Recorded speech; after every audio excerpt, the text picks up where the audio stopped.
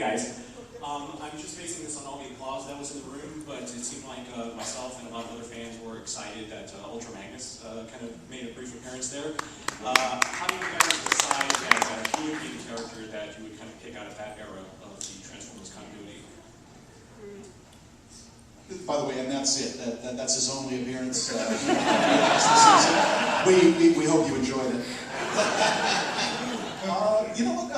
That's a tough one to answer. I mean, it's not a secret that we have a limited amount of characters that we're able to work in every season because of the nature of production and the CG builds, and so you know we choose carefully. And let's face it, Ultra Magnus is a fan favorite, and there were also reasons that we wanted to bring him in for the current storyline, which.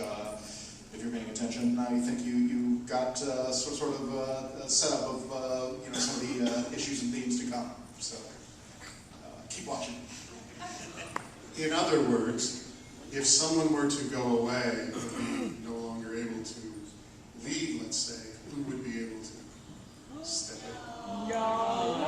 Just ask him a question. I don't know why. Just ask him.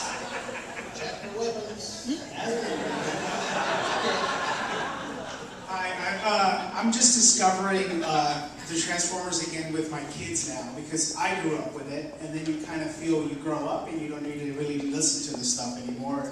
It's good stuff, and then you find out your kids likes Ninja Turtles and G.I. Joes and Transformers, and you grow up with them. And I know that with him, when he was like, oh, there's only one more season of Beast Hunters or Transformers Prime, he was kind of bummed out. Which led me to ask, I kind of thought about when I was growing up, there was maybe 4 seasons, 5 or something of Transformers usually, when you go back to Beast Wars and Transformers and Cybertron and Energon. So is that pretty much, as the producer, I guess this question is most for the producers, do you already have a preset episode count before you jump on, or does that in any way affected by ratings or by toy sales, or can sometimes things be extended depending on how successful they are? We go into it, and I mentioned this before in other forums, as the writers, we kind of go into it with a 3-year plan, because quite honestly, that 65 episode is one of those magic numbers in television. The idea is to eventually get enough episodes that you can run 5 days a week.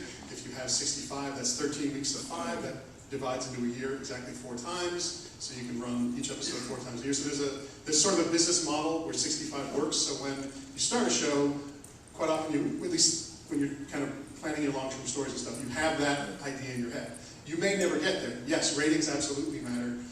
Yes, toy sales matter. If the fans had not embraced Transformers Prime, if people hadn't found the hub the way they have, we very well may have been done after 1.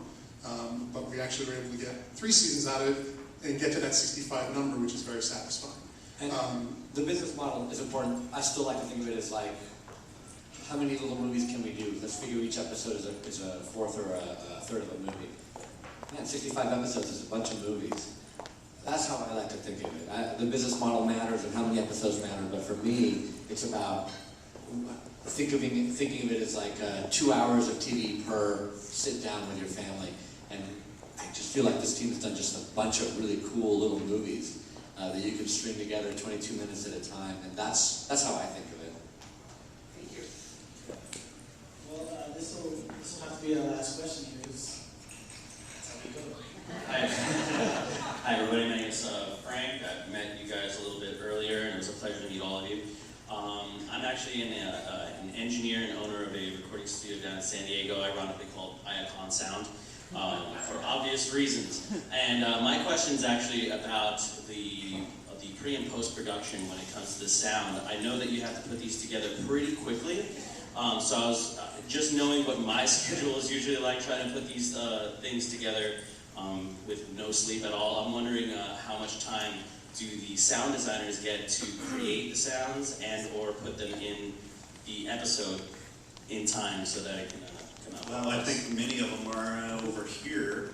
Raise your hand, Advantage Audio.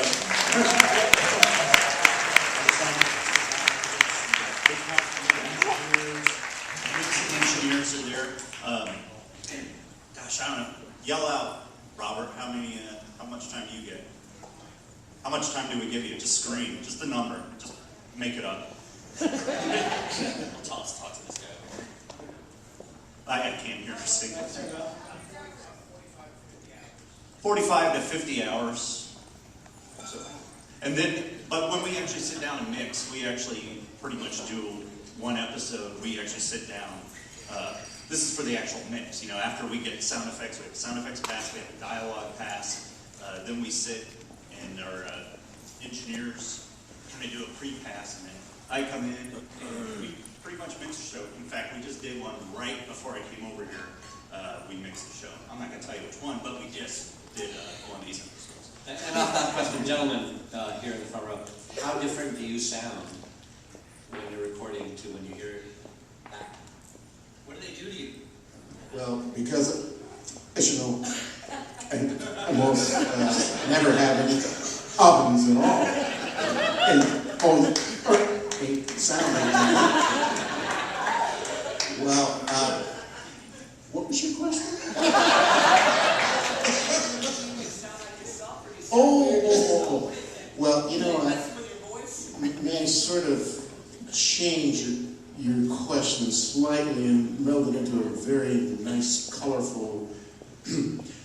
The thing that actually, one thing that we all experience, which is really fun in the room, is hearing ourselves and the voice which Bob was referring to.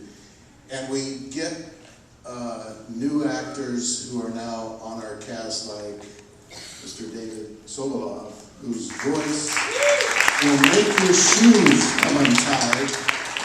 And it's so pleasant because you get these great qualities and different textures from all the different actors. And I'm next to Steve and Peter, so I've got Starscream and Optimus Prime, and it really is a trip to hear those sounds and just to the naked ear before they're recorded and come to what you hear.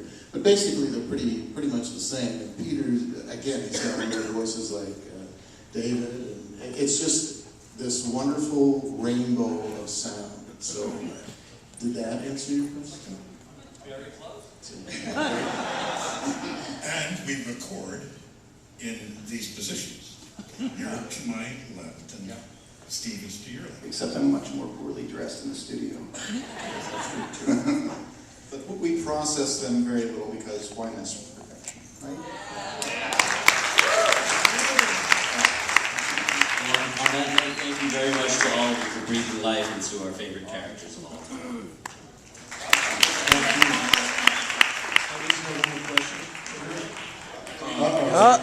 We just have one question. Yes. We're long-time listeners, first-time callers. Mr. Mullins, Mr. Bilko, Mr. Plum, big fans. We're just wondering, we're big fans of Smokescreen, Knockout, and thought we'd do What are the odds of this spin-off for Smokescreen?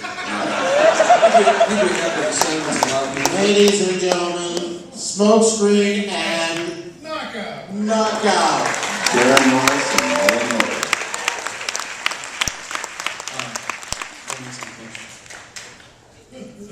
Okay. What? We really want to answer. He said he was waiting for an answer. I'm already wearing the Smokescreen underoos. It's a great likeness. It looks exactly like you. But on one serious note, because we've been having so much fun, I would like to just say that for the actors, this show, the way it's written and the way the guys present this, with a story that has a line that goes from one episode to the next, it becomes a mini movie, and it's so much fun for actors to participate in that. It's like you're not ending that week. You know that next week you're going to have something else exciting to do, more fun, more characters, more guests, and it's always something to look forward to. So I want to thank them for giving us a chance to do that. Hard work and thanks for hiring me.